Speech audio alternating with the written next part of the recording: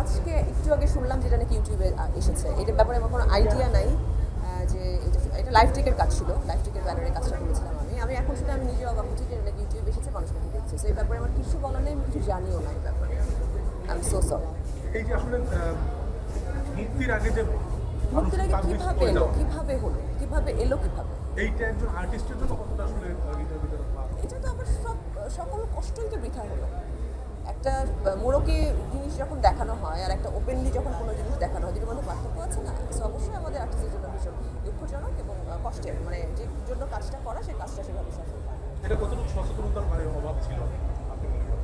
আমি এখনো যেহেতু কিছু জানি না এটা সম্পর্কে, আমি আগে খবর নেই, তারপর যদি আমি কথা বলি। আমরা গণমাধ্যমে অনেক রিপোর্টই আসলে দেখলাম বা অনেক জায়গায় নিউজ হয়েছে অলরেডি। সামহাও আমি একটু বিজি ছিলাম, এর মধ্যে কাজ নিয়ে খুবই ঝামেলা ছিলাম বলে আমি নিউজগুলি আমার চোখে পড়েনি, বাট আমি দেখবো, দেখার পরে জানাবো। ছোট্ট করে একটু জানতে চাই রংবাজারের অভিজ্ঞতাটা কীরকম ছিল এবং দর্শক কীভাবে নিতে পারে? রংবাজার ভালো সিনেমা। এটা এই গল্প অনেক পুরনো, 400 বছর আগে পুরনো একটা গল্প নিয়ে রংবাজার করা হয়েছে, পূর্ণিকে নিয়ে কাজ।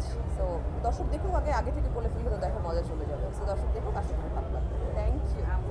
2 বছর পর যখন আলোর মুখ দেখেছিল, সেটাই আসলে আমাদের জন্য অনেক পাওয়া ছিল, আমাদের পুরো টিমের জন্য। তারপরে যখন এই অ্যাওয়ার্ডটা হাতে আসলো, বিষয়টা আরও বেশি মজার হলো। অ্যাওয়ার্ডটা পেলাম, আসলে ক্রেডিট তো শুধু আমার একা না, সংশ্লিষ্ট যারা ছিল প্রত্যেকের। অফকোর্স রায়হান রাফি ডিরেক্টর, ওর এবং আমার কো অ্যাক্টর যারা ছিল সবার, প্রত্যেকের